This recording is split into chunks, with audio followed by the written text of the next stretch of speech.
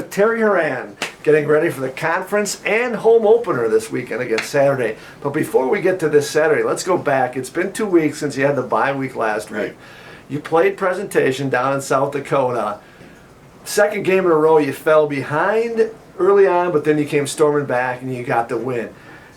Did you guys make any adjustments in that game, or was it just status quo throughout, and you knew that once the offense got rolling that you were going to be able to have success? Well, watching film and presentation, they came off a big win on the road over Luther, and they packed a really good punch. We told our guys, these guys they'll play as hard as they can for as long as they can, and they certainly did that.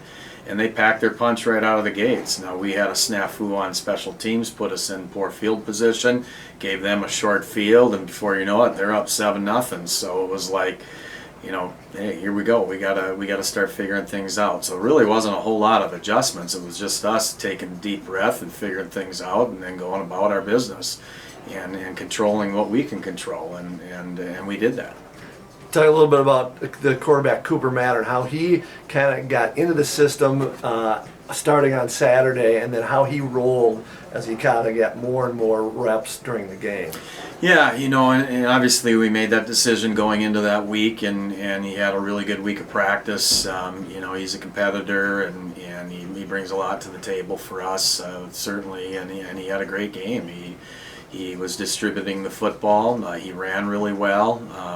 I thought he managed the game really, really well. Right out of the gates, obviously we put him right into a tough hole. We tried to make it as seamless as possible for him, and I thought he did a really good job in his first start, and obviously, and he'd say this too, we can always get better, and we're continuing to strive for that.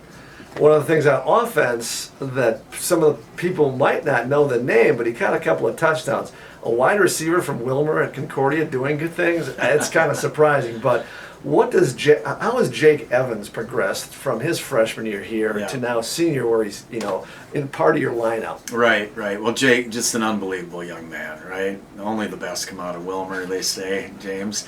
I always tell him this, I give him a hard time. I said, you are the second best receiver to ever come out of Wilmer High School, and he always smiles at me. He says, I'm not done yet, Coach. So we have some good banter back and forth, and obviously I'm kidding with all of that, right? But Jake is just an outstanding competitor. This guy, he works his tail off, and I recruited him out of high school. He came here and played basketball his freshman year, did not play football, decided, you know what, I miss football, I want to play.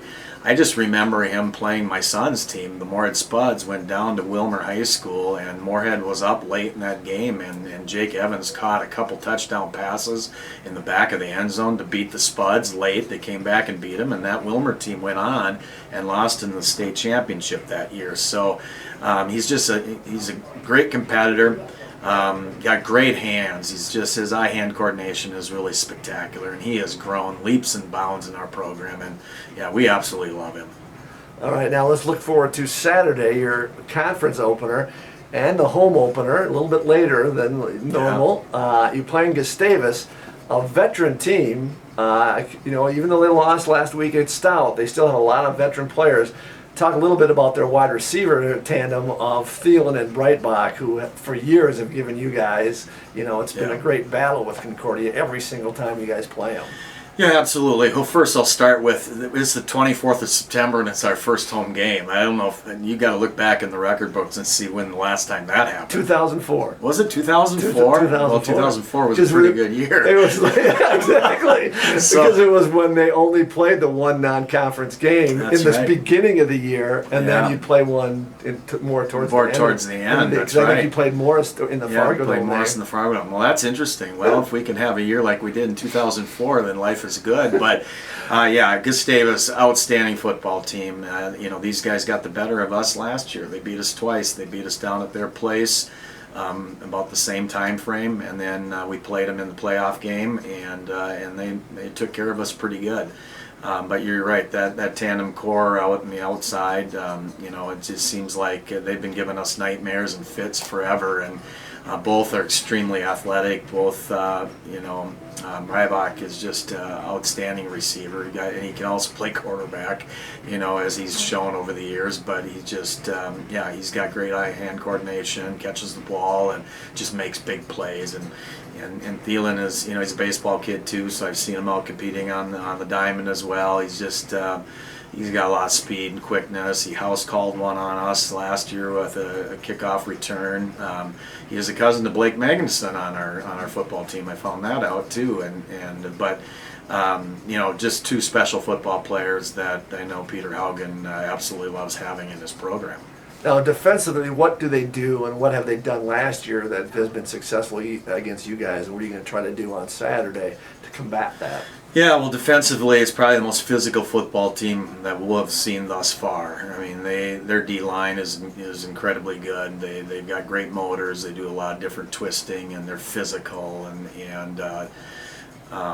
then defensively in the secondary and that they will test you. They're physical, man coverage, bump and run type team that has created fits for a lot of teams over the years, and they certainly play really aggressively. So how do you combat that? I mean, we got to do what we're capable of doing, and hopefully we can be two-dimensional and keep them on their toes. But it's not going to be easy.